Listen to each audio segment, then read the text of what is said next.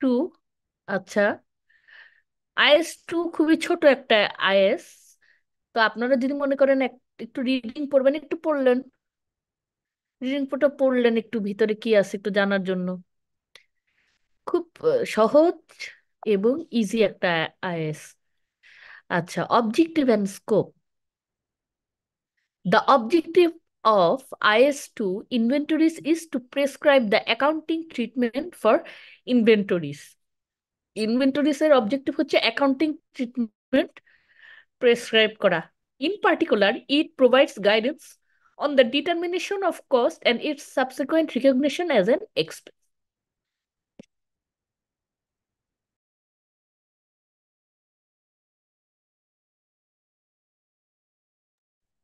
IS-2 applies to all inventories except the following. কোনগুলা বাদে? Work in progress, under construction contract, financial instrument মানে shares, bond, ওগুলোর জন্য applicable হচ্ছে IFRS 9। আর biological অ্যাসেটের জন্য অ্যাপ্লিকেবল হচ্ছে IS-41। আচ্ছা, তো এখন বাকি সব work in progress, financial instrument আর বায়োলজিক্যাল প্রোগ্রেস ছাড়া বাকি সব ক্ষেত্রে IS-2 অ্যাপ্লিকেবল হবে। সার্টেন ইনভেন্টরিজ আর exempt from standards measurement methods. কোন ইনভেন্টরি গুলা? এই যে products of agricultural, forest and mineral products, commodity broker trader. আচ্ছা, কিছু কিছু ইনভেন্টরি এক্সাম্পটেড কি? Standards measurement method, those held by commodity broker trader are producers of agricultural forest and mineral product। কেউ কেউ এগ্রিকালচারাল প্রোডাক্ট প্রডিউস করলে তাকে standard measurement মেথডে measure করতে হবে না। আচ্ছা, ইনভেন্টরিজ কি? Assets held for sale in ordinary course of business. তারপর in the process of production of such sale or in the form of materials and supplies to be consumed in the production process or in rendering the services। Inventories মানে একটা হইতে পারে আপনি আবার পুনরায়, মানে ট্রেডাররা যারা যেটা করে পুনরায় বিক্রি করার উদ্দেশ্যে আপনি স্টক করলেন, মানে কিনলেন জিনিস, সেটা ইনভেন্টরি হইতে পারে। আবার in the process of production of such sale, কোনো প্রোডাকশন, আপনি একজন প্রডিউসার, তো আপনার আহ, আপনি ধরেন ইলেকট্রনিক যন্ত্রপাতি, ইলেকট্রনিক গ্যাজেট আপনি প্রডিউস না, বা ইলেকট্রনিক গ্যাজেট আপনি তৈরি করেন, সেক্ষেত্রে পার্টস গুলা, সেগুলো আপনার জন্য ইনভেন্টরি। তারপর in the form of material supplies to be consumed in the production process of or in rendering of service.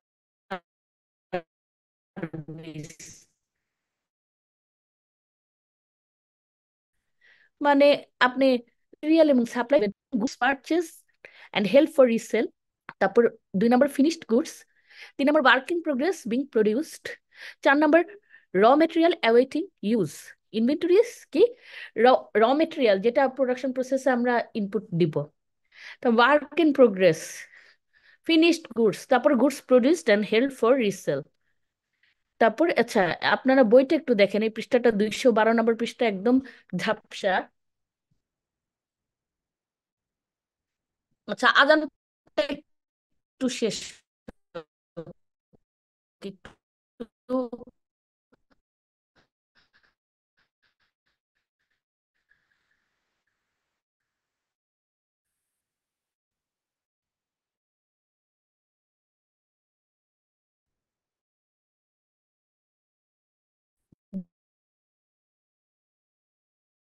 2 minute wait করেন, বাইরে আজান পড়তেছে।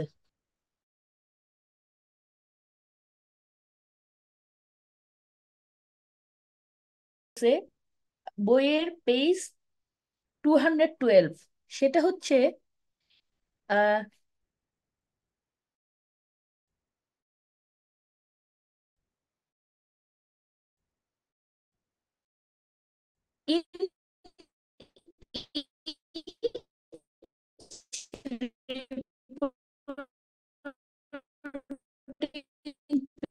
period, opening inventory,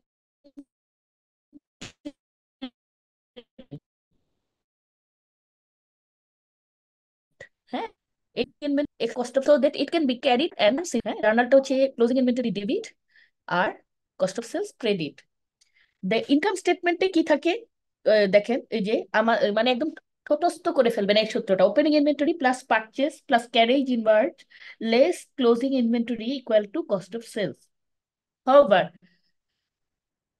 হাউএভার যে how do you manage to get a precise count of what inventory is held at any point time? Even once it has been counted, how do you value inventory? আচ্ছা, এখন এখানে বলতেছে যে inventory কিভাবে value করা হয়, count করা হয়, আবার ডাবল এন্ট্রি বুক কিপিং কিভাবে করা হয়, এই চ্যাপ্টারটা সেগুলো নিয়েই ডিসকাস করবে এখানে।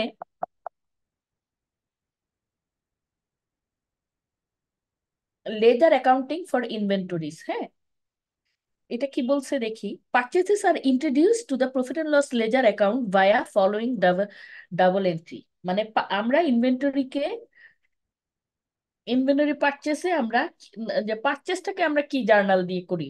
হ্যাঁ, পারচেসটা আমরা ক্রেডিট করে profit and loss ledger account debit করে ফেলি। আচ্ছা,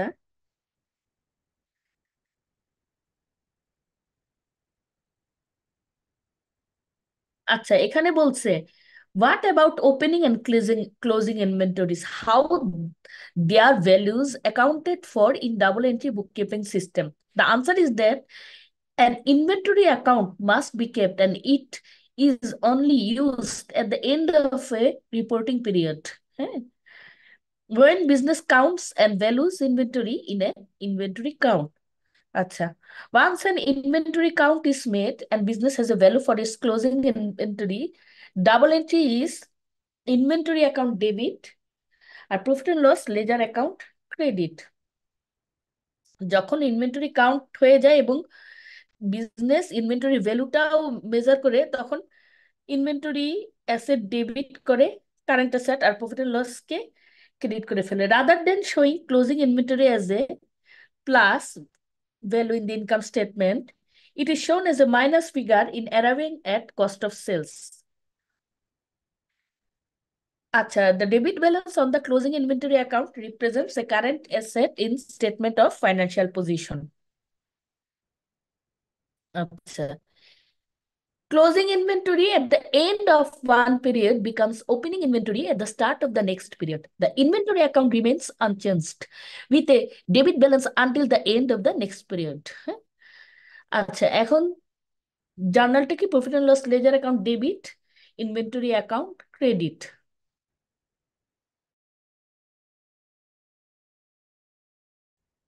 আচ্ছা, ওপেনিং ইনভেন্টরি। এখন এখানে একটা এক্সাম্পল, আমরা এক্সাম্পলটা করলে আমাদের অনেক কিছু ক্লিয়ার হয়ে যাবে। ঠিক আছে, আমরা এখন এক্সাম্পলটা দেখি। এক্সাম্পলটা কি ছিল? ওয়ার্ক এক্সাম্পলটা: a business has an opening capital of 2000 represented entirely by inventory. During the first year's trading, when the owner took no drawing, however, the following transactions occurred: purchase of goods for resale on credit 4,300, payment for trade payable 3,600, sales all on credit 8,000, receipt from trade receivable 3,200, non-current assets purchased for cash 1,500, other expenses 900. Our closing inventory is valued at 1,800. All other expenses related to current year.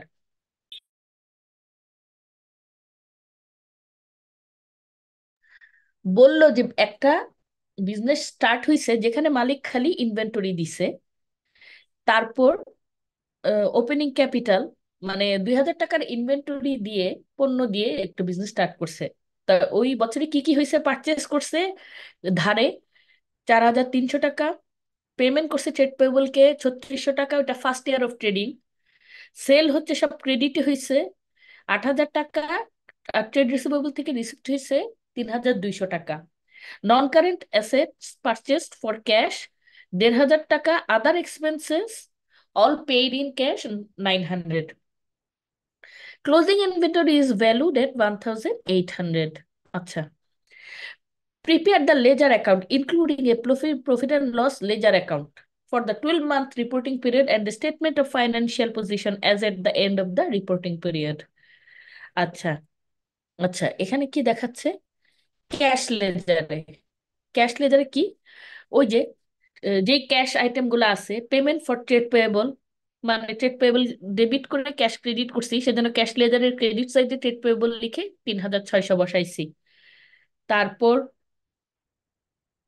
Receipt from trade receivable, সেজন্য cash লেজারের debit সাইডে trade receivable 3,200 টাকা বসছে। আর balance BD তো না, এটা তো first year of trading. আর non current asset purchase করছে 1,500 টাকা ক্যাশে, সেটা ক্যাশের লেজারের ক্রেডিট সাইডে বসছে। আর আদার এক্সপেন্সেস পে করছে ক্যাশে 900 টাকা, এই জন্য ক্যাশ লেজারের ক্রেডিট সাইডে বসছে। তারপর ব্যালেন্স সিডি আসছে 2,800, ওইটা পরবর্তী বছরে ব্যালেন্স বিডি হিসেবে গেছে।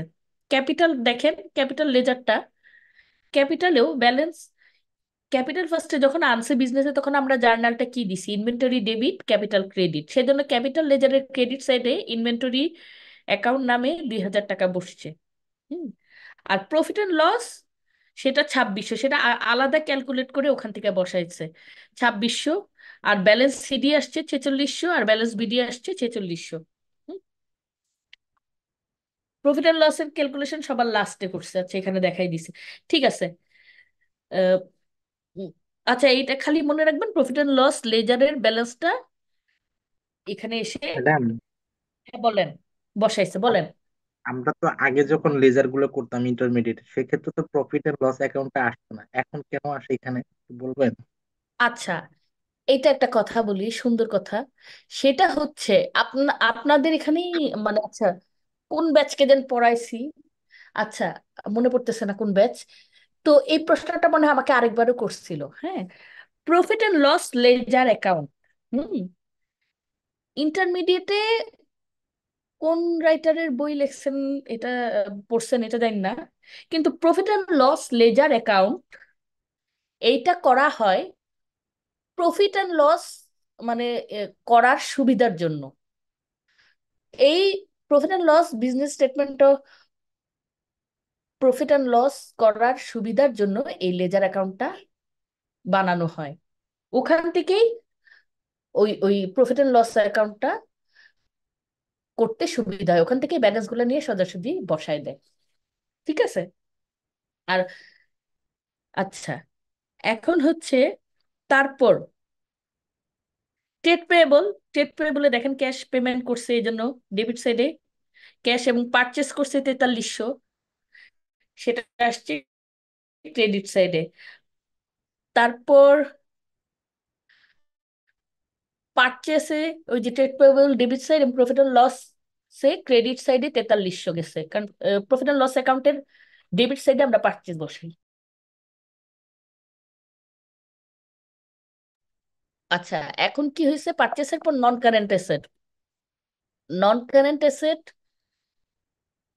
দেখেন, এই যে পারচেস করছি 1,500, ক্যাশ আসছে ডেবিট সাইডে, আর ব্যালেন্স সিডি আর ব্যালেন্স বিডি হয়ে আসছে। আর সেলসে দেখেন ক্রেডিট সাইডে রিসিভেবল আর ডেবিট সাইডে প্রফিট অ্যান্ড লস অ্যাকাউন্ট। আর ট্রেড রিসিভেবলে দেখেন, একটু ঝাপসা আসলে আপনারা বইটা ফলো করে দেন প্লিজ। ট্রেড রিসিভেবলেও ডেবিট সাইডে সেলস এবং ক্রেডিট সাইডে ক্যাশ, আর ব্যালেন্স সিডি 4,800। আর আদার এক্সপেন্সে ক্রেডিট সাইডে profit and loss account, debit সাইডে ক্যাশ। আর ইনভেন্টরিটা আসছে ওই যে ক্যাপিটাল ডেবিট সাইডে আসছে। আর ক্লোজিং ওপেনিং ইনভেন্টরি আসছে profit and loss account.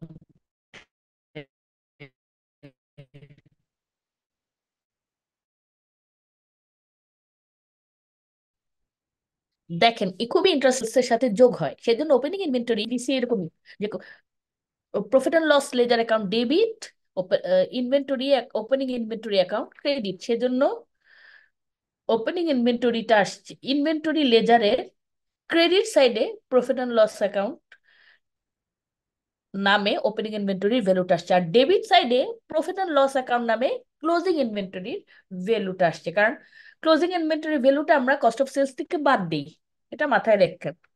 R profit and loss laser অ্যাকাউন্টটা দেখেন, যে আইটেমগুলো আমাদের প্রফিট অ্যান্ড লস অ্যাকাউন্টে যায় ওগুলাই আসছে খুব ইজি।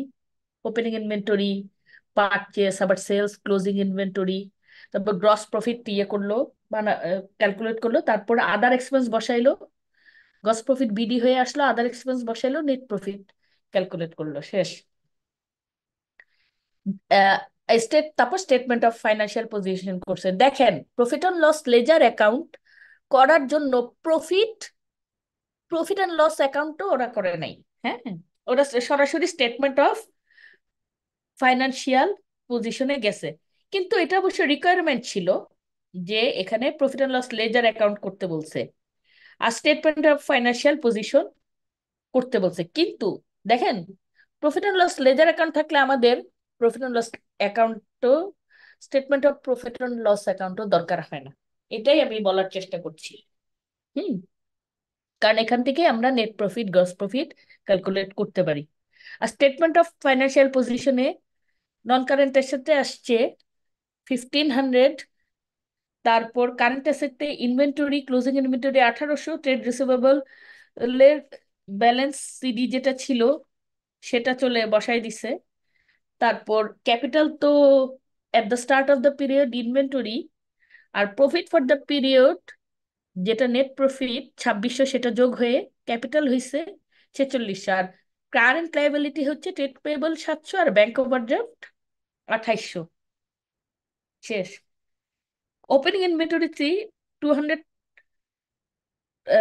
টাকা was eliminated by transferring it as a debit balance to profit and loss account. হ্যাঁ, এটাই বলতেছে এই যে profit and loss ledger account debit, opening inventory account credit, আর closing inventory debit balance is 1800 which appears on the statement of financial position. এই journal গুলো একটু মুখস্থ রাখেন আপনারা, ঠিক আছে? আপনাদের এক্সামের জন্য খুব জরুরি এই জার্নাল গুলা। আচ্ছা,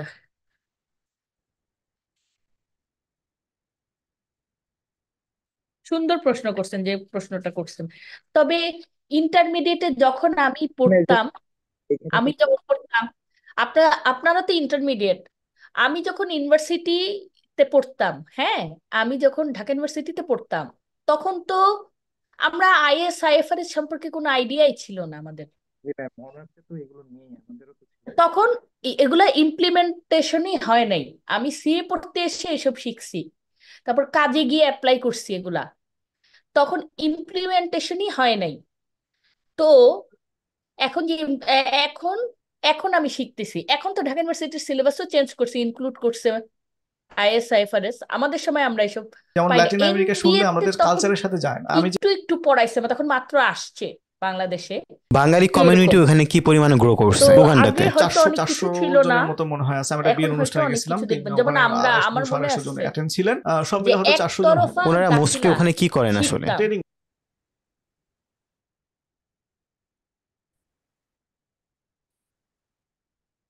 এক তখনকার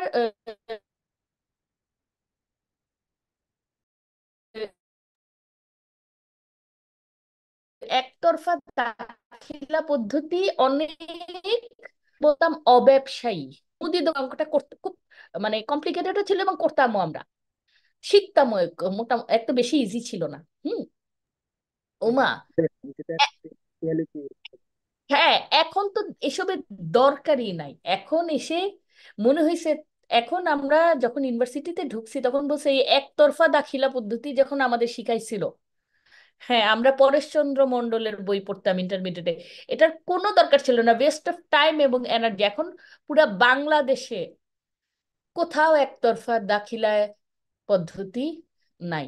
কেউ, আমি দেখি না এখন পুরা বাংলাদেশে কেউ যে এইভাবে। আর মুদি দোকানদাররা যারা অ্যাকাউন্টস ট্যাকাউন্টস কিছু পারে না, তার একটা কাগজে লিখে রাখে। তারাও এই কষ্টকর একতরফা দাখিলা অ্যাপ্লাই করে না এখন। তো আপনারা এখন কি আসতেছে, এখন কি হচ্ছে সেটা চিন্তা করতে হবে। হ্যাঁ, আগে তো ইয়েও ছিল না, যে আগে যখন আমার সিসি পিরিয়ড ছিল তখন তো ডিভিসিও ছিল না। ডিভিসি ছিল না।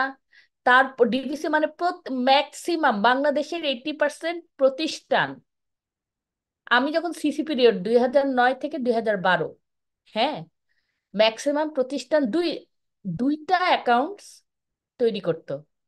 একটা জনগণের কাছে পাবলিশ করার জন্য, আর একটা ট্যাক্স ডিপার্টমেন্টের জন্য। হ্যাঁ, এরকম। তো এখন তো এসব বন্ধ হয়েছে। তো এখন ওই একটা অ্যাকাউন্টস হয় এবং ওই অ্যাকাউন্টসে ডিভিসি দিতে হয়। তো এখন সবই চেঞ্জ হয়েছে। এবং আগে তো আমরা অডিটর যখন অডিট করতে যাইতাম আমাদের কাছে কত কিছু হাইড করতো। এখন ওই আস্তে আস্তে পদগুলা এরকম ওইগুলা থেকে বের হয়ে আসতেছে। মানুষ এখন অনেক সচেতন। এবং আম- আমরাও অনেক স্ট্রিক্ট হয়েছি, আমরাও অনেক কিছু চাইতাম না আগে, ক্লায়েন্ট পছন্দ করতো না অনেক কমার্স চাওয়া, কিন্তু এখন এখন আমরা ছাড় দিই না। আমরা আমাদেরও অডিট হয়, সুতরাং আমরা নিজেদের সেফগার্ড সবসময় নিয়ে কাজ করি। আমি যেমন আমার ক্লায়েন্টকে কোনো কিছুতেই ছাড় দিই না আমি। সেজন্য অনেক সময় দেখা যায় আমার ক্লায়েন্ট ছুটেও যায়, মানে কোয়ালিফাইড ওপিনিয়ন দেই, একবারের জায়গায় দুইবার আসতে চায় না ক্লায়েন্টরা। আমার অনেক ক্লায়েন্ট চলে গেছে কোয়ালিফাইড ওপিনিয়ন দেওয়ার জন্য। আমার ছোট ছোট ক্লায়েন্ট, বড় ক্লায়েন্ট এখনো ইনশাল্লাহ আল্লাহ যদি কোনোদিন দেয় তো পাবো। তো তারা রাগ করে চলে গেছে, মানে আর আসে না। তো এরকম, তারপর আমি চেষ্টা করতেছি, আল্লাহ জানি না কতদিন পারবো এরকম অনেস্ট থাকতে। ম্যাম আচ্ছা, inventories on ETB, on the ETB. Hmm, ma'am আগের পেজে একটু কথা বলতাম। কি কিছু বলছেন আপনি? জি জি, আগের পেজে। আগের পেজে না তো, আমরা তো ওই ডিসকাশন শেষ করছি। আর এইটা ইন্টারেক্টিভ কোশ্চেন, তো আপনারা ঘরে দেখবেন এই ডিসকাশন এখানে গুলো আমরা না না কিন্তু। না, এইখানে দেখেন এই যে ব্যাংক ওভারড্রাফট নামে 2800 টাকা আছে, এটা আসলে কোথা থেকে আসবে? এটা হচ্ছে এই যে ক্যাশ লেজার, খুব ইজি ক্যাশ লেজার, এই যে ক্যাশ লেজারে সমস্ত কিছু বসার পর দেখেন ক্যাশ লেজারটা কই, এই যে যে ফার্স্টে 2800 আছে। আসছে, মানে ব্যাংক ওভারড্রাফট। বুঝতে পারছেন? মানে ইনকামের থেকে খরচ বেশি হয়েছে, খরচটা আমরা ব্যাংক ওভারড্রাফট নিয়ে আমরা ওই খরচটা দিছি। এই জন্য, এই জন্য আচ্ছা, কার, ভাই কার মাইক্রোফোন অন অফ করেন প্লিজ। আচ্ছা, এই জন্যই ওইটাই আসছে। আচ্ছা, আচ্ছা, এখন ইটিবি, হ্যাঁ, মানে extended trial balance closing inventory is entered into both adjustment column of the ETB for inventory. The debit is taken across to the statement of financial position. The credit is taken to the income statement. Opening inventory is taken straight to the income statement as a debit. এখন কি বলছেন? আচ্ছা, calculate the value of the closing inventory, মানে কিভাবে extended trial ব্যালেন্সটা বানাবে। Step গুলো হচ্ছে, ফার্স্টে ক্লোজিং ইনভেন্টরি ভ্যালু করতে বলছে, তারপর প্রিপেয়ার ইয়ার এন্ড জার্নাল গুলা ওপেনিং আর ক্লোজিং ইনভেন্টরির জন্য দিতে বলছে। Enter the journal for closing inventory only in the adjustment column of the ETB using the inventories line. Include this adjustment in the ETB cross cast to prepare the final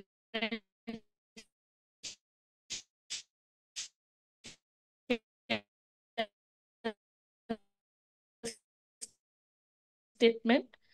লাস্টে enter those closure account. আচ্ছা, এখানে আমরা একটা যদি example discuss করি তাহলেই আমরা জিনিসটা আমাদের কাছে ক্লিয়ার হয়ে যাবে। ইটিবি, হ্যাঁ, ট্রায়াল ব্যালেন্স একটা দিছে, যেটা Sam's music shop, trial balance as at 31 December 2005। ক্যাশের ব্যাংক দিছে ক্রেডিট, মানে overdraft 5123। Opening capital 10,000, loan 12,000, non current asset 20,000, trade payable credit 6,800, expenses 12,785, Purchases 18,425, sales 38,745, তারপর trade receivable 33,546, inventory opening inventories 8,754, আর ড্রয়িং এখানে আছে 9,158, closing inventory at 31st December 2005 at a cost কত 13,855। আচ্ছা, complete Sam's extended trial balance and calculate his net profit for the year। আচ্ছা, step ওয়ানটা কি? Closing ইনভেন্টরির জন্য জার্নাল দিতে বলছে। ফার্স্টে কি জার্নাল দিলাম, আমার জন্য বসাই দিলাম যেটা দেওয়া, ওইটা ডেবিট, আর inventory debit, profit and loss ledger account credit. 2 number step, enter the journal in debit and credit adjustment column. 3 নাম্বারটা দেখেন, ওই যে এই অ্যাডজাস্টমেন্ট কলামে দেখেন এই জার্নালটা ওরা দিছে ক্লোজিং ইনভেন্টরি বরাবর 13,855, অ্যাডজাস্টমেন্ট কলামে ডেবিট কলাম, আর ক্রেডিট কলামেও 13,855। তারপর কি করছে, এই যে এই ট্রায়াল ব্যালেন্স থেকে ইনকাম স্টেটমেন্ট রিলেটেড আইটেম গুলা ইনকাম স্টেটমেন্টে নিচ্ছে। হ্যাঁ, যেমন এক্সপেন্স গেছে ট্রায়াল ব্যালেন্স থেকে, পারচেস গেছে, সেলস গেছে, তারপর ওই যে ইয়ে গেছে, ওপেনিং ইনভেন্টরি গেছে যে 8,754 কিন্তু ওপেনিং ইনভেন্টরি, আবার ক্লোজিং ইনভেন্টরি ওরা আনছে হ্যাঁ 13,855। তারপর আর হচ্ছে এইভাবে ইনকাম স্টেটমেন্টের দুই সাইডের ডিফারেন্স যেটা, সেটা নেট প্রফিট 12,636 আসছে।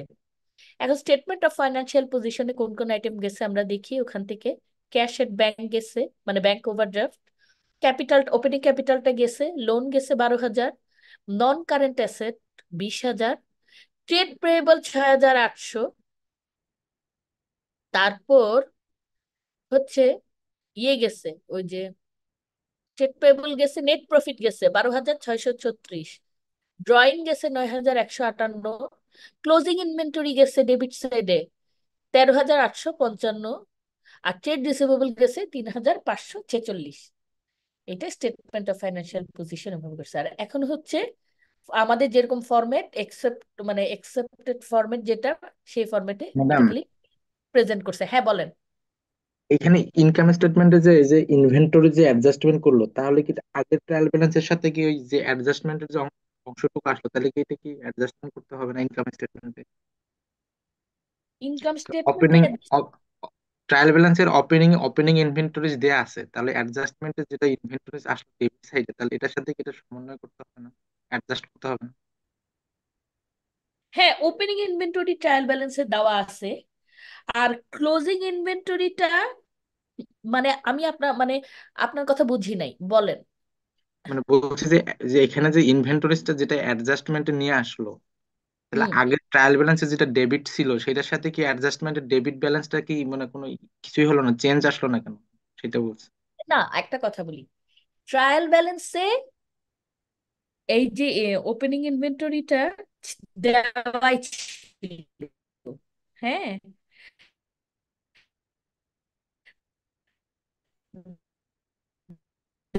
দেওয়াই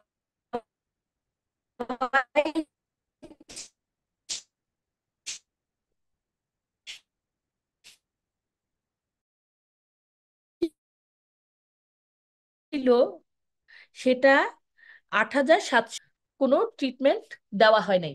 হুম। এই যে স্টেপ ওয়ানে দেখেন, স্টেপ ওয়ানটা দেখি। স্টেপ ওয়ানে বলছে to account for closing inventories on the ETB prepare the year end journal for closing inventory. Accounts আনার জন্য আমার প্রথমে ক্লোজিং ইনভেন্টরি জার্নাল দিতে হবে। ইনভেন্টরি জার্নালটা কি? আর আপনি বলেন, আপনি বলতে পারেন যে ম্যাডাম যে ক্লোজিং ইনভেন্টরি কেন ট্রায়াল ব্যালেন্স নাই? হ্যাঁ, ট্রায়াল ব্যালেন্সে নাই।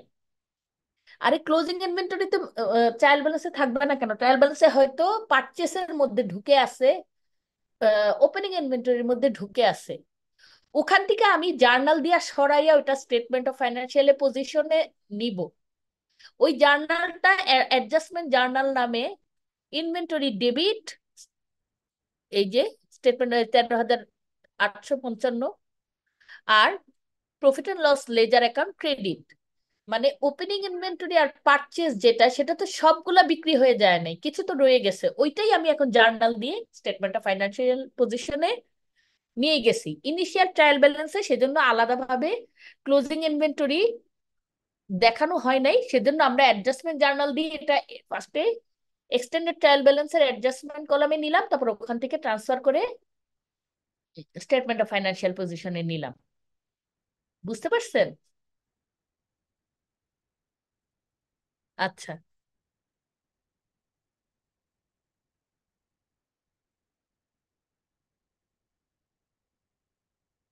আচ্ছা, এখানে একটা কথা আছে, দেখি 4 নম্বরে। আচ্ছা, আর এগুলো তো আর এই যে কিভাবে এটা প্রেজেন্ট করতে হয়, স্টেটমেন্ট অফ ফাইন্যান্সিয়াল পজিশন, এগুলা পড়ানোর কিছু নাই। এগুলো ইজি, সবাই পারেন, সবাই সব বুঝেন। তবে একটা খুব মজার কথা মনে পড়ছে, ক্লাস নিতে গিয়ে আমার ফার্স্ট বেঞ্চের একটা স্টুডেন্ট আমাকে জিজ্ঞাসা করছিল। হ্যাঁ, তখন আমি প্রথম ক্লাস নিতে গেছি, যে আমি তখন তাদের কাছে গল্প করতেছি আমার একটা ছোট্ট একটা কোম্পানির অ্যাকাউন্টস আমার হাতে আসছে। ওই অ্যাকাউন্টস হচ্ছে গরু গরু বিক্রি করে মার্কেটে। হ্যাঁ, বাছুর কিনে নিয়ে এসে পেলে টেলে বড় করে তারপর ওটাকে বিক্রি করে। পরে যাই হোক, তারপর সে আমাকে কি মনে করে বলি, আচ্ছা ম্যাডাম, যে গরুকে যে খাবার খাওয়ায় ভুসি টুসি বা যে ঘাস ওগুলা কি হবে? আচ্ছা, এখন পরে যাই হোক, পরে আমি তাকে বললাম যে এটা তো এই এগুলা আপনি কনজিউম করে আপনি ফাইনাল প্রোডাক্টটা পাচ্ছেন, তো এগুলা কনজিউমেবল বা আপনার ওয়ান কাইন্ড অফ ইনভেন্টরি হবে।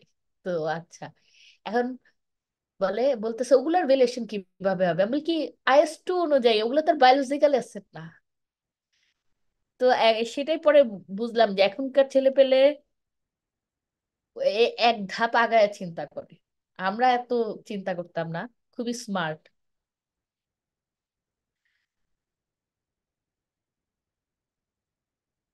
আচ্ছা, এখন আমরা কাউন্টিং ইনভেন্টরিটা একটু দেখি এখানে কি আসলে লেখা।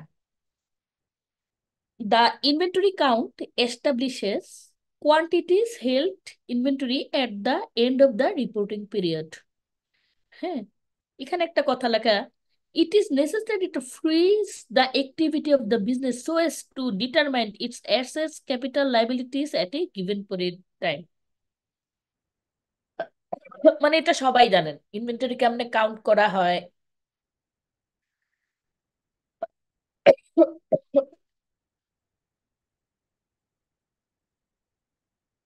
আচ্ছা, এই যে এখানে ইন সিম্পল কেসেস, যখন inventory holds easily counted and relatively small accounts of inventory, quantities of inventories held at the date of the statement of financial position can be determined by physically counting them in an inventory account.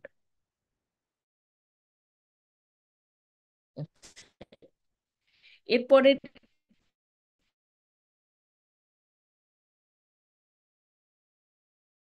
ইস্যুটাতে যাই, এটার scan নেই, আচ্ছা জিনিস আছে মতো।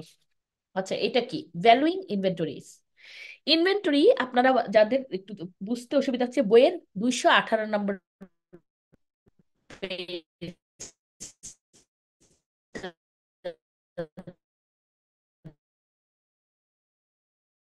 দেখবেন valuing ইনভেন্টরিটা কি। দেয়ার আর সাম মেথড ভ্যালুরিজ হিস্টোরিক কস্ট। 3 নম্বর, at their expected selling price less any cost still to be incurred in getting them ready for sale. 4 number, at the amount it would cost to replace them at replacement cost। মানে কিভাবে 1 নম্বর historical কস্টেও আপনি রাখতে পারেন inventory, expected selling প্রাইসে valuation করতে পারেন, অথবা net realisable ভ্যালুতেও valuation করতে পারেন, অথবা রিপ্লেসমেন্ট কস্টে ভ্যালুয়েশন করতে পারেন। আচ্ছা, use of selling price in inventory valuation is ruled out by realization concept because this would create a profit for the business today before the inventory has been sold. Using replacement cost is problematic and they are very difficult to establish. Most obvious route is to value them at historical cost. But what about our NRV? মানে বলছে যে realisation ওই যে selling প্রাইসে রাখলে realisation কনসেপ্টের সাথে conflict করে, সেজন্য সেলিং প্রাইসে আমরা ভ্যালু করব না ইনভেন্টরিকে। তারপর রিপ্লেসমেন্ট কস্ট প্রবলেমেটিক ক্যালকুলেট করা, আর এই জন্য আমাদের হাতে দুইটা অপশন, কস্ট অথবা এনআরবি। এই এই দুইটার মধ্যে আমাদের একটাকে বেছে নিতে হবে। এখানে দেখি ওয়ার্ক এক্সাম্পল আছে কি, ভ্যালুইং ইনভেন্টরি এট হিস্টোরিক্যাল কস্ট। দেখি এখানে কি বলছে। A trader buys two items of inventory, each costing 100. He can sell them for 140 each, but in the reporting period, we shall consider he has only sold one of them. The other is closing inventory. Since only one item has been sold, you might think it is common sense that profit ought to be 40. But if closing inventory is valued at selling price, profit would be 80. Acha, so profit would be taken on closing inventory as well. This would contradict the accounting concept of realization. To claim profit before ultimately the item has been sold. মানে আমার আচ্ছা, যদি একটা business 100 টাকা দিয়ে দুইটা product করলো, এটার বিক্রয় মূল্য 140 এখন আমি ঠিক আছে যে একটা প্রোডাক্ট সেল করছি 140 টাকা, সেখানে 40 টাকা প্রফিট আমি দেখে রাখলাম। এখন ক্লোজিং ইনভেন্টরিও যদি 140 টাকায় আমি রেকর্ড করি, তাহলে কি হইলো, আমার প্রফিট আরো 40 40 80 টাকা হইলো। কিন্তু এখানে 40 টাকা প্রফিট ক্লোজিং ইনভেন্টরিতে রিয়েলাইজ করা বা রিকগনাইজ করা যুক্তিযুক্ত না। এমনও হইতে পারে প্রোডাক্টটা সেলের আগেই নষ্ট হয়ে যেতে পারে। তো কনজারভেটিভ প্রিন্সিপাল বা রিয়েলাইজেশন প্রিন্সিপালে এটা কন্ট্রাডিকশন হয়, সেজন্য মানা করছে রিপ্লেস মানে ওই যে সেলিং প্রাইসে ইনভেন্টরি ভ্যালুয়েশন করতে।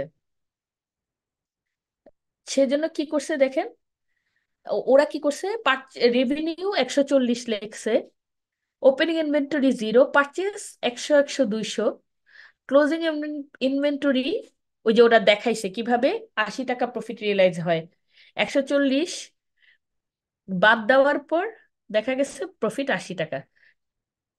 তো এখন সুতরাং এটা unacceptable. We are left with historical cost as normal basis for inventory valuation. তাহলে বেসিস অফ ভ্যালুয়েশন কি ইনভেন্টরি, তাহলে রিপ্লেসমেন্ট কস্টও সমস্যা, সেলিং এক্সপেক্টেড সেলিং প্রাইসও সমস্যা, তাহলে কোন বেসিসে আমরা রিয়েলাইজ করব, এটা হচ্ছে একটা কথা। তাহলে বেসিসটা হবে lower of cost and NRV, যে ক্রয় মূল্য অথবা নেট রিয়েলাইজেবল ভ্যালু, এই দুইটার মধ্যে যেটা কম সেটাতেই ইনভেন্টরি ভ্যালুয়েশন করতে হবে।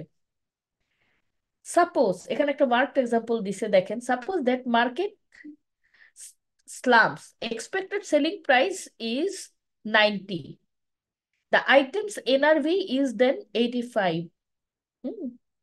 Business will make a loss of 15 on the item. Prudence requires asset should not be overstated, so the loss will be recognized by valuing the item in the statement of financial position at NRV of 85.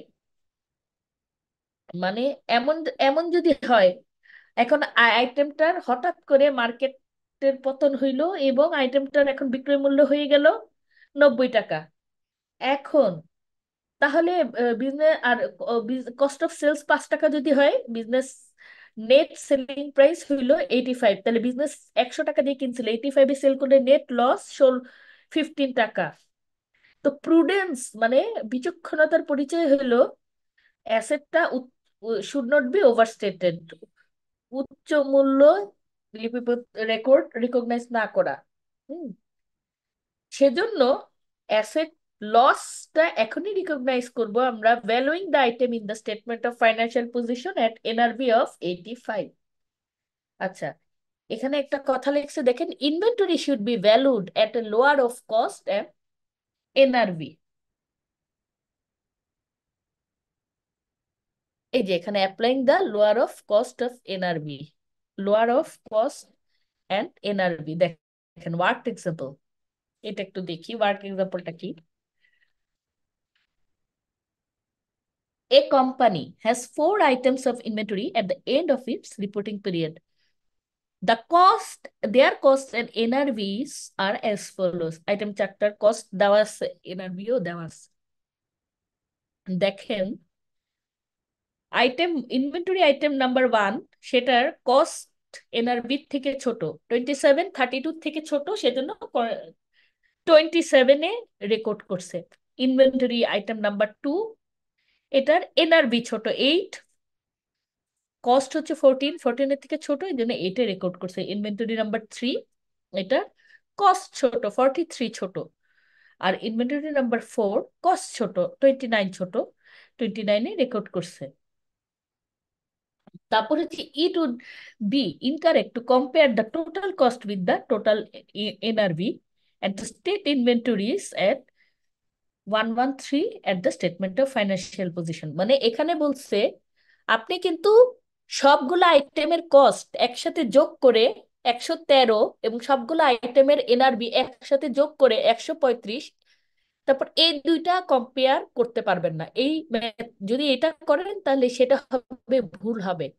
আপনাকে যেটা করতে হবে, item ধরে ধরে প্রত্যেকটা individual আইটেমের cost এবং মার্কেটে ওই ইন্ডিভিজুয়াল আইটেমের এনআরবি কম্পেয়ার করে যেটা লোয়ার সেটাতে ওদের রেকর্ড করতে হবে।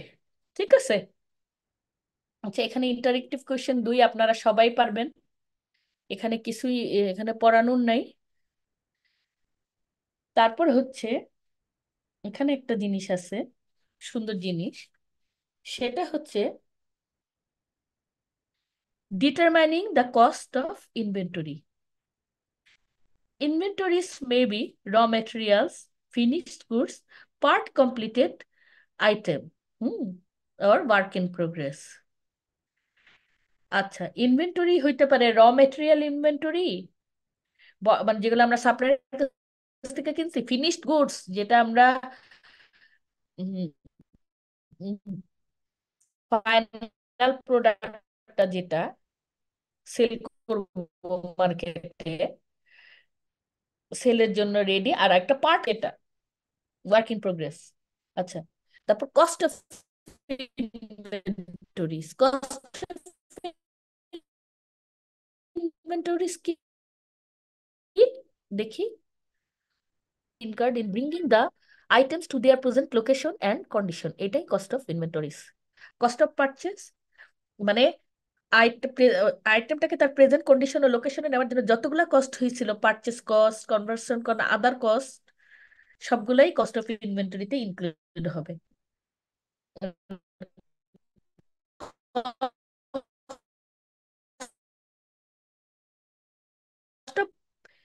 পারচেস যে এটার মধ্যে যে একটা item, cost of transport, handling and other cost directly attributable to the acquisition of finished goods and material। মানে কস্ট অফ পারচেসের মধ্যে আবার থাকবে পারচেস প্রাইস, ইম্পোর্ট ডিউটিস এবং other non recoverable tax, transport, handling and other cost directly attributable to acquisition of finished goods and materials। এখানে একটা জিনিস দেখো, what is included in total cost of N item. Total cost of an item includes all the costs incurred in bringing the item to its present location and condition. This consists of purchase price, raw material, carriage, import tax, duties, conversion cost. এটা এটা একটু খেয়াল রাখবেন, মুখস্থর মতো করে রাখবেন। Carriage inwards raw material, import duties আর conversion cost আসবে এই যে টোটাল কস্ট। আর কনভার্সন কস্টটা কি দেখেন একটু, কনভার্সন কস্ট হচ্ছে any cost included in converting the raw material into final products, including labor, expenses directly related to the product, and appropriate share of production overhead. Conversion cost হচ্ছে any cost involved in converting the raw materials into final product, including labor, expenses directly related to product, and appropriate share of production overhead.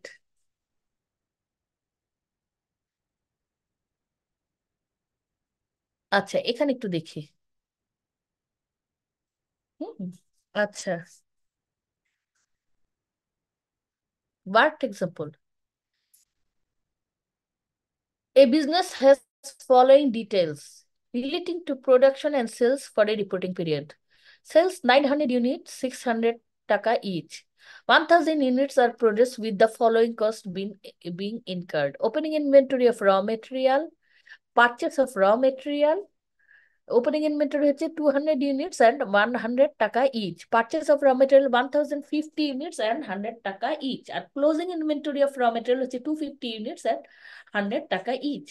Production wages আসবে, production overhead আসবে, general administration, selling and ডিস্ট্রিবিউশনও আসবে।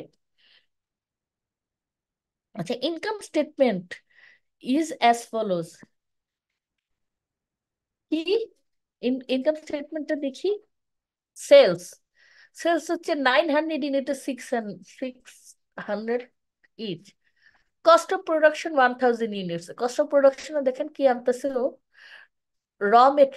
র মেটেরিয়ালের আন্ডারে আসছে opening inventory, যেটা দেওয়া দেওয়া আছে কোশ্চেনে 200 ইউনিটস এট 100 টাকা ইচ।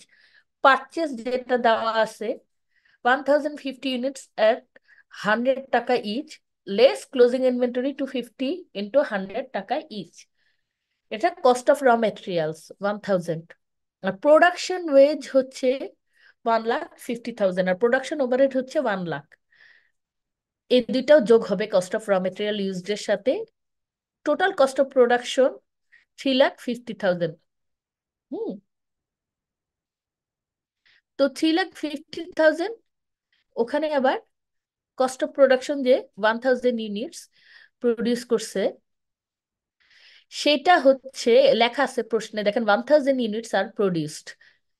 তো 3,50,000-কে 1000 ইউনিট দিয়ে ভাগ দিলে 350 টাকা ইচ হয় কস্ট অফ প্রোডাকশন। ওখান থেকে ক্লোজিং ইনভেন্টরি বাদ দিবে, 350 ইন্টু 100 রয়ে গেছে যেটা 35,000 টাকা বাদ দিলে কস্ট অফ সেলস 3,15,000, আর গ্রস প্রফিট হয় 2,25,000। সেলস এর থেকে কস্ট অফ সেলস বাদ দিলে গ্রস প্রফিট 2,25,000, আর ওখান থেকে জেনারেল অ্যাডমিনিস্ট্রেশন 1,00,000 বাদ দিলে net profit 1,25,000। Cost of production is spread over the units produced.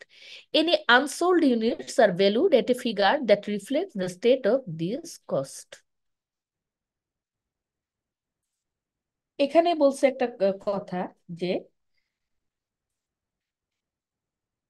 what is the total cost of an item left in the inventories? A business may be continually adding items to finished goods inventory, purchasing a particular component. As each consignment is received from supplier and or each finished goods batch is added to the inventory, they are stored in the appropriate place where they will be mingled with item already there. When storekeeper issues item to production to dispatch, they will simply pull out nearest item to the hand. There are several techniques which are used in practice to attribute a cost to inventory. Hey, remember that actual material component finished goods item can be issued at any order at all, irrespective of when each one entered inventory. আচ্ছা, এই যে inventory আমরা dispatch করতেছি, হ্যাঁ, সেটা যেই অর্ডারে করি, এটা কস্টিং এর একটা নিয়ম আছে। এই কথাটাই, কি কি নিয়ম আমরা ফলো করতে পারি, এটাই আমরা এখানে দেখব। যেমন 1 নম্বর, আপনারা এইসব আহ, এসব তো সব, আমি তো আশা করতেছি এগুলো সবাই ইন্টারমিডিয়েট এইচএসসি তে পড়ছেন। এগুলো আপনাদের কাছে নতুন কোনো কনসেপ্ট না, খুবই easy. First in first out items used in order, used মানে প্রোডাকশন প্রসেসে বা সেলের জন্য যদি পাঠানো হয়, in order in which they are received from suppliers. So oldest items are issued first. Inventory remaining is there for the newer items. Old day মানে FIFO কি first in first out, oldest items are issued first. LIFO LIFO হচ্ছে item issued originally form part of the most recent, কথা খুবই important কথা ক্ষেত্রে লিখছে, সেটা হচ্ছে this is disallowed under IS, মানে লিফো মেথড আপনি ইউজ করতে পারবেন না। ওয়েটেড, আচ্ছা এটাকে এফকো বলে, মানে এভারেজ কস্ট, আমরা এটাকে ওয়াক বলতাম, মানে weighted average cost of cost method. আচ্ছা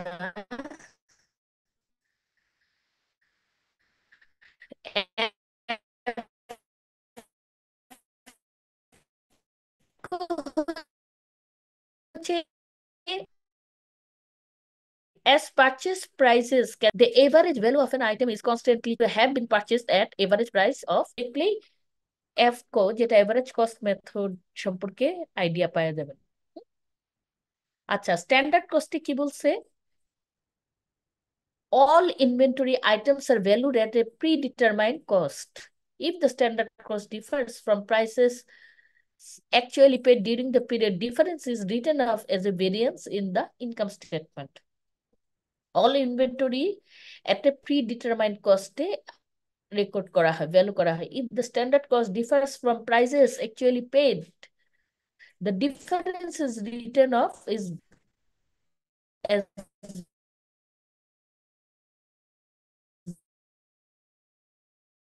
variance in the income statement. আচ্ছা replace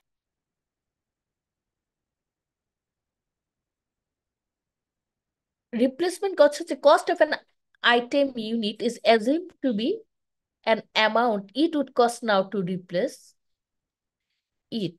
This is often the unit cost of inventories purchased in the next consignment following the date of statement of financial position. আচ্ছা মানে একটা product আছে সেই এখন মার্কেটে, মানে ওইটা যদি আপনি রিপ্লেস করতে চান অন্য আরেকটা সেম স্টেটের প্রোডাক্ট দিয়ে, তাইলে আপনার কত খরচ হবে, এটাই রিপ্লেসমেন্ট কস্ট। একটু complicated.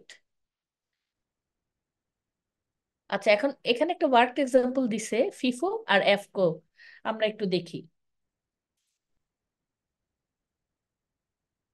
To illustrate the various pricing method, following transaction will be used in each case. আচ্ছা এখানে ট্রানজাকশন ডিউরিং দ্য মে 2007, মে 2007 কি কি ট্রানজাকশন হয়েছে, কোয়ান্টিটি ইউনিটস দেখেন, receive opening balance first May, quantity দেওয়া আছে 100, ইউনিট কস্ট 2 টাকা, টোটাল কস্ট 200। রিসিপ্ট হয়েছে 3rd মে, 9th মে আর 18 মেতে। 3rd মেতে হয়েছে 400 টাকা, 2.1 টাকা করে, 9th মেতে হয়েছে 300 টাকা 2.2 করে, আর 18 মেতে হয়েছে 100 ইউনিটস 2.4 টাকা করে। আর ইস্যু হয়েছে 4th মে, 11th মে আর 20 মেতে। আর ক্লোজিং ব্যালেন্স 31st মেতে ওই 200 ইউনিটস আছে। এখন এখানে বলছে receipt means goods are received into the store, আর issues represent the issue of goods from store. আচ্ছা এখানে দেখেন, how issues and closing inventory be valued using each of the following unit, FIFO method. আচ্ছা FIFO মেথডে কি দেখেন, FIFO assumes that materials are issued out inventory in the order in which they were delivered into the inventory. হ্যাঁ ওই যে ওই কনসেপ্টটা, oldest product আর issued first, এটাই হচ্ছে ফিফো। এখন 4th মেতে গেছে, 4th মেতে ইস্যু হয়েছে 200 কোয়ান্টিটি। দেখেন ফিফো মেথডে এখানে আমাদের চাইছে ক্লোজিং ইনভেন্টরি ভ্যালু, ক্যালকুলেশনটা দেখেন, আমাদের ইস্যু হয়েছে 4th মে, 11th মে আর 20th মে। 20th মে, 4th মেতে ইস্যু হয়েছে 200 ইউনিটস। এটা এখন ওইটার জন্য আমরা ওপেনিং ইনভেন্টরি থেকে 100 নিব, 2 টাকা করে। কস্ট প্রাইস ছিল 200। তারপর এটা দিয়ে পুরাপুরি 200 ইউনিট কভার হয় না, সেজন্য আমরা 3rd মেতে যে রিসিপ্ট করছিলাম 400 ইউনিটস, এই যে 3rd মেতে, সেখান থেকে আমরা নিব 2.1 টাকা করে। এই দুইটা ইস্যু করব, মানে total cost of the issues হয় 410। আবার এখানে 11th মেতে আমরা ইস্যু করছি 400 ইউনিটস। ওই 11th মেটা প্রথমে আমরা 3rd মের রিসিপ্ট দিয়ে আমরা কভার, মানে ইস্যু করার চেষ্টা করব। 3rd মেতে যেগুলো কিনছিলাম সেখান থেকে পুরাটা বিক্রি করার চেষ্টা করব। কিন্তু এখানে তো 100 টাকা আগেই দিয়ে দিছি, 4th মেতে 100 ইউনিট বিক্রি হয়ে গেছে, বাকি 300 বাকি আছে। 300 ইন্টু ইউনিট কস্ট 2.1 দিয়ে হয়। তো এইটা, আর বাকি 100 ইস্যু করব আমি 9th মে রিসিপ্ট, যেটা 300 আর 2.12 দিয়ে। হ্যাঁ, তো টোটাল কস্ট অফ ইস্যুস হয় 636। সিমিলারলি ইস্যু 2020 মেতে, সেখানে ইস্যু 100 ইউনিট, সেটা আমরা করব ওই যে ইয়ের থেকে 100 আর 2 ওই যে 9th মে রিসিপ্ট থেকে 100 ইউনিট ইন্টু 2.12 টাকা করে। কস্ট অফ ইস্যুস হচ্ছে 240, না যে 100 ইউনিট কস্ট অফ ইস্যুস হচ্ছে আছে 212। তা এইভাবে করলে ক্লোজিং ইনভেন্টরি ভ্যালু থাকে 200 ইউনিট, 100 টাকা লাস্ট ইস্যুর, মানে 2.12 টাকা করে, 212 টাকা। আর আর বাকি 100 টাকা 2.4 করে 240 টাকা। তো টোটাল ক্লোজিং ইনভেন্টরি ভ্যালু হয় 452 টাকা। এখানে দেখেন আছে এফকো নিয়ে কথা। এফকো নিয়ে কি কথা বলছে? এফকো নিয়ে বলছে এফকো may be used in various ways in pricing issues. হ্যাঁ, average cost method pricing issues use হইতে পারে। The cost most common is the weighted average pricing method.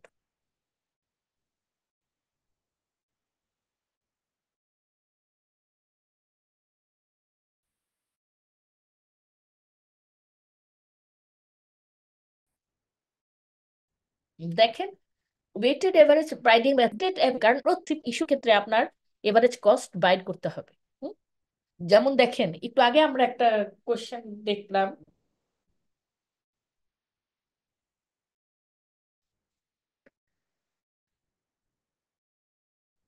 সেটার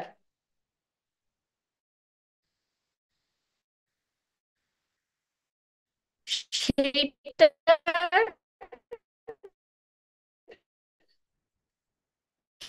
ক্ষেত্রে কি ছিল? ওপেনিং ইনভেন্টরি ছিল 2 টাকা, এলো ছিল। আবার 4th মেতেই ইস্যু হয়ে গেছে 200 ইউনিট। ইস্যু কস্ট কত ছিল? ইস্যু কস্ট দেখেন, ওই এভারেজ কস্টটা 2.08। ইস্যু কস্ট কিন্তু যেই কস্টে আমরা প্রায় পারচেস প্রাইসের সাথে কোনো যোগ নাই। ইস্যু কস্টটা ছিল ইউনিট কস্ট, এভারেজ কস্টটা 2.08। 2.08 ইন্টু 200, 416 বাদ দিব 1040 থেকে, তাহলে বাকি থাকে আমাদের 624 ইনভেন্টরি ভ্যালু। এবং কোয়ান্টিটি থাকে 500 থেকে 200 চলে গেলে, বিক্রি ইস্যু করে ফেললে 300। এখন আমার ইউনিট কস্ট 624 ডিভাইডেড বাই 300, মানে 2.08। তো এইভাবে প্রত্যেকটা ইস্যুর ক্ষেত্রে, প্রত্যেকটা রিসিভের ক্ষেত্রে আমার বাইর করতে হবে এভারেজ ইউনিট কস্ট এখন আমার কত আর কতটা কোয়ান্টিটি আমার কাছে আসে।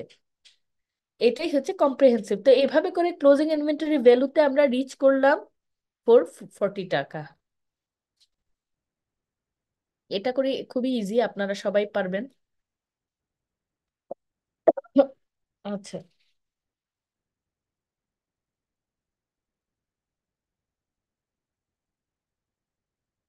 5.5, হ্যাঁ, ডিসকাশনটা ইনভেন্টরি ভ্যালুয়েশন অ্যান্ড প্রফিট।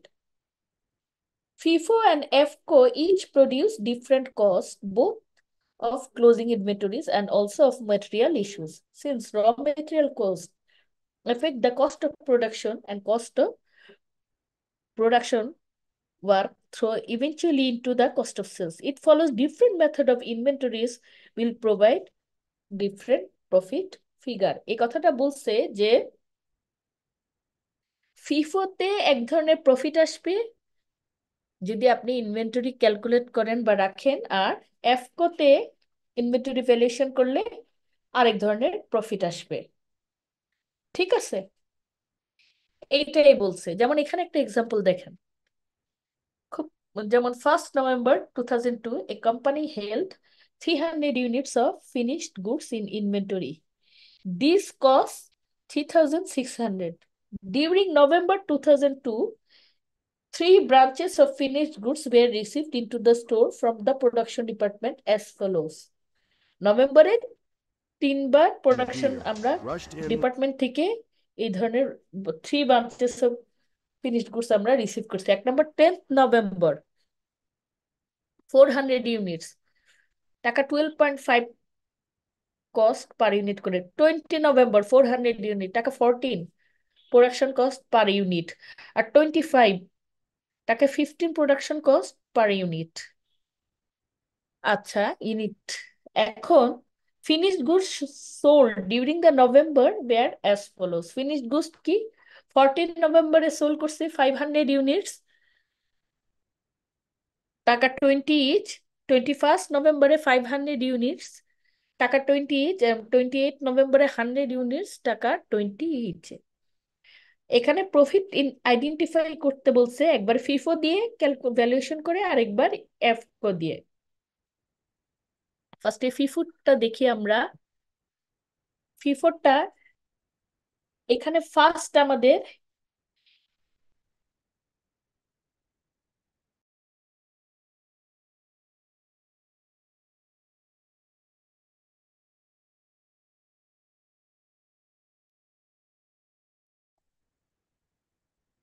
আচ্ছা, এখন ফিফোতে দেখেন, ফিফোতে হচ্ছে 14 নভেম্বর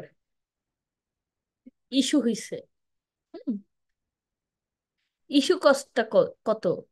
ইস্যুটা হয়েছে ফিফো 14 নভেম্বর যে 300 ইউনিটস, ওখান থেকে 14 নভেম্বর যে ইস্যু হয়েছে, সেখান থেকে 300 ইউনিটস আমি ওপেনিং ইনভেন্টরি থেকে নেব 12 টাকা করে। তারপর ওপেনিং ইনভেন্টরি শেষ হলে আমি যেটা 10th November পারচেস করছি 400 ইউনিটস, ওখান থেকে বাকি 212.5 টাকা ইউনিট কস্ট ছিল, ওইটা নিব। এটা 14 নভেম্বরের ইস্যু কস্ট ছিল, তাইলে 6100। আবার ইস্যু হয়েছে 21st November। 21st November issue হয়েছে আমরা দেখি 500 ইউনিটস, সেটা ফার্স্ট আমরা নিব 10th November যে বাকি ছিল ইউনিট, হুম, সেখান থেকে 200 ইউনিটস নেব। আচ্ছা, 12.5 টাকা করে। আর বাকি ইউনিট নেব 300 ইউনিট 14 টাকা করে, সেটা নিব। সেটা হচ্ছে 20 নভেম্বরের পারচেস থেকে। তাহলে টোটাল ইস্যু কস্ট 6,700। আর 28 নভেম্বরে আমার ইস্যু হয়েছে 100 ইউনিট, সেটা আমি নিব সরাসরি 20 নভেম্বরে যে বাকি ছিল 100 সেখান থেকে, মানে ইস্যু কস্ট 1400। তাই ক্লোজিং ইনভেন্টরি হয় আমার হচ্ছে ওই যে 25 নভেম্বর যে 400 কিনছিলাম, 15 টাকা করে, সেটাই খালি বাকি থাকে, সেটার ইস্যু করা হয় নাই। এটার ইস্যু ক্লোজিং ইনভেন্টরি ভ্যালু কত দাঁড়ায়? 6000। দেখেন ইস্যু কস্ট পাইলাম তাইলে ফিফো মেথডের আন্ডারে 14,200, আর ক্লোজিং ইনভেন্টরি 6,000। এবার এফকো মেথড, ওই যে আপনাদের বলছি যেরকম অনেক কম্প্রিহেন্সিভ মেথডে একটা একটা করে ক্যালকুলেট করে এফকো মেথড ক্যালকুলেট করে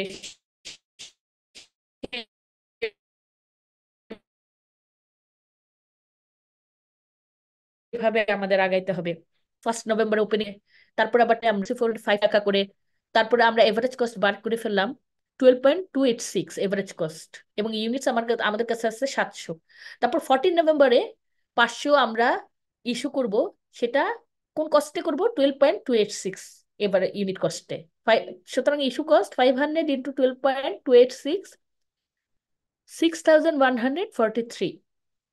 তাইলে 14 নভেম্বরের ইস্যুর পর আমাদের কাছে ইনভেন্টরি ব্যালেন্স থাকে 200 ইউনিটস, এবং যে 8,600 থেকে 6,143 বাদ দিলে 2,457, 2,457, এটাকে 200 দিয়ে ভাগ দিলে আমাদের ইউনিট কস্ট 12.286। এইভাবে খুব কম্প্রিহেন্সিভ ওয়েতে আমাদের টোটাল ইস্যু কস্টটা বাইর করার পর 30 নভেম্বরে আমরা ক্লোজিং ইনভেন্টরি দেখি 400 ইউনিট থাকে, 14.686 ইউনিট টাকা করে, 5,874। তাইলে এখন সামারিটা দেখেন, ফিফো মেথড এন্ড এফকো মেথডে ওপেনিং ইনভেন্টরি সেম দুইটা মেথডে 3600 3600। কস্ট অফ প্রোডাকশন আসছে, মানে কস্ট অফ প্রোডাকশন বলে কস্ট অফ পারচেস বলে, ওই দুইটাও সেম, 16,600 ফিফো এবং এফকো 16,600। ক্লোজিং ইনভেন্টরিটা ফিফোর আন্ডারে 6,000 এন্ড এফকোর আন্ডারে 5,874। তো ক্লোজিং ইনভেন্টরি বাদ দিলে আমার কস্ট অফ সেলস ফিফোর আন্ডারে হয় 14,200 এবং এফকোর আন্ডারে 14,326। আর সেলস হয় আমার, সেলসও সেম দুইটার 22,000 22,000। তাহলে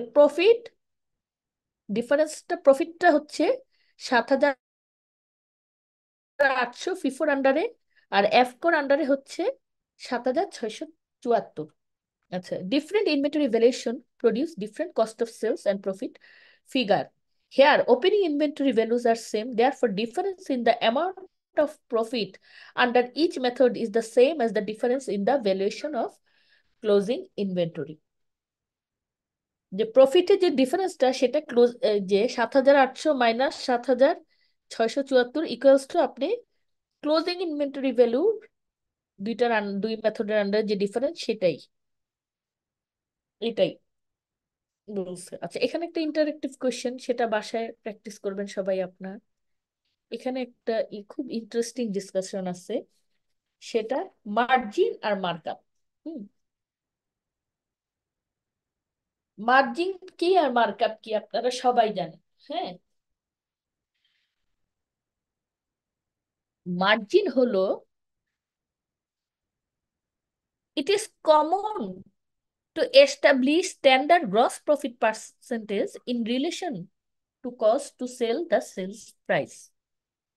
Inventory that cost 120 may be sold at a margin of 40%. So the sales value is 120 divided by 60 into 100, 200 টাকা, and profit is 80 টাকা. Inventory that cost 120 may be sold at a markup of 40%.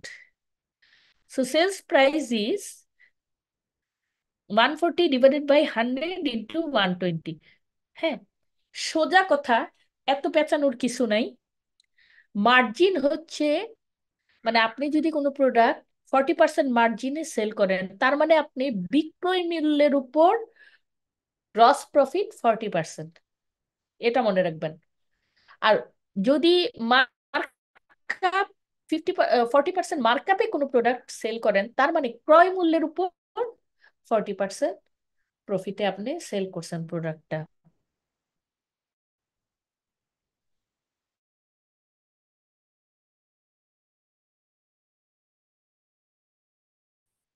এটাই হচ্ছে কথা। এখানে দেখেন price of the item.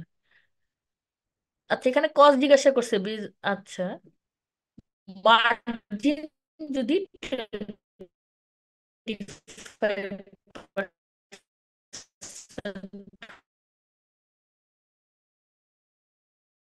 হয়, selling price 25। আচ্ছা, এখানে একটা ইন্টারেক্টিভ কোয়েশ্চেন আছে। হ্যাঁ, ইন্টারেক্টিভ কোয়েশ্চেন এখানে বলছে যে, এটা ইন্টারেক্টিভ কোয়েশ্চেন 4, যে বিজনেসের মার্জিন যদি 25% হয়, বিজনেস যেটা ইনভেন্টরি আছে 1,000 টাকার, তাহলে কস্ট অফ ক্লোজিং ইনভেন্টরি কত?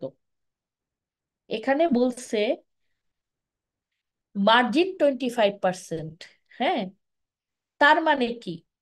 বিক্রয় মূল্যের উপর 25% গ্রস প্রফিট। এখানে তো স্পষ্ট বলা আছে বিক্রয় মূল্য কি। বিক্রয় মূল্য হচ্ছে 1,000 টাকায়, হ্যাজ ইনভেন্টরি ভ্যালু এত এত টাকা, being the selling price of the item. তার মানে 1,000-এর 25% গ্রস প্রফিট মানে 250, মানে কস্ট অফ সেলস হচ্ছে 750।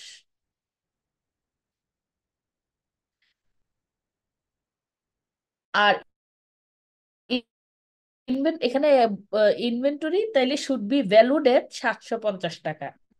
মানে ইনভেন্টরিটা আমরা বিক্রয় মূল্য তো রেকর্ড করতে পারবো না, আমরা ক্রয় মূল্য মানে 750 টাকায় রেকর্ড করবো।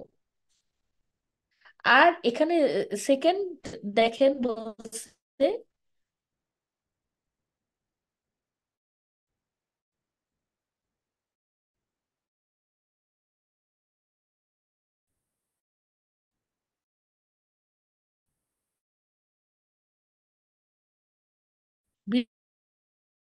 বিজনেস মার্কআপ বলছে 25 দিয়ে আর আপনি ক্রয় মূল্য পাবেন।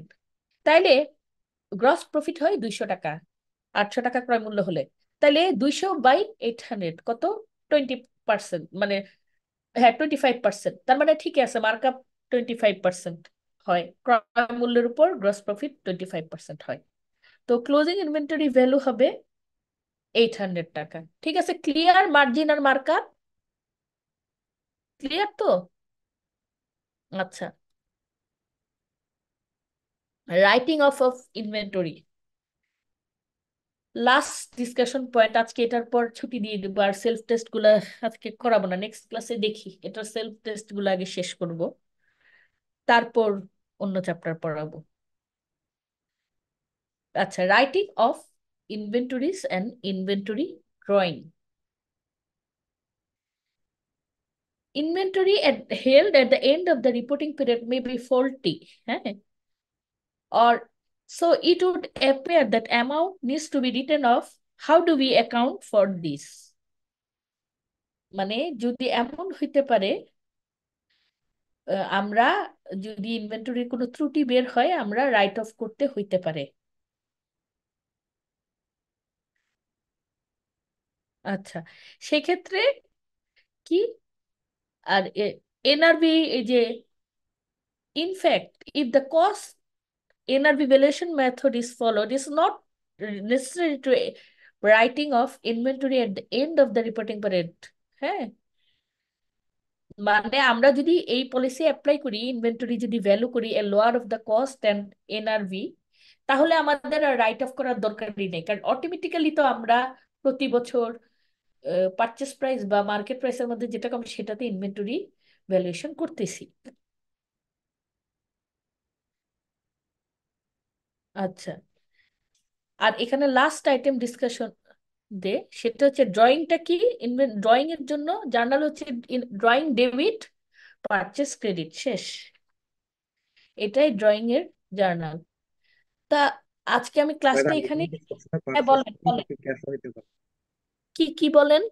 ড্রয়িংস এর এখানে কি পার্সেস হইতে পারে, কি সবসময় কি পার্সেসই হবে না ক্যাশও হতে পারে? না, পারচেস দিবেন। If an owner takes item of inventory from business as drawing, we do not need to adjust opening and closing inventory at all. Instead, we reduce the purchase figure in the cost of sales with the cost of the item withdrawn. এটা মুখস্থ রাখবেন, drawing debit, purchase credit. ঠিক আছে, সবাইকে অনেক ধন্যবাদ এতক্ষণ মন দিয়ে আমার ক্লাসটা শোনার জন্য, ক্লাসে উপস্থিত থাকার জন্য। নেক্সট ক্লাসে ইনশাল্লাহ আমি সেলফ টেস্ট গুলো করাই দেবো। আজকে এখানে ক্লাসটা শেষ করতেছি। আসসালামু আলাইকুম।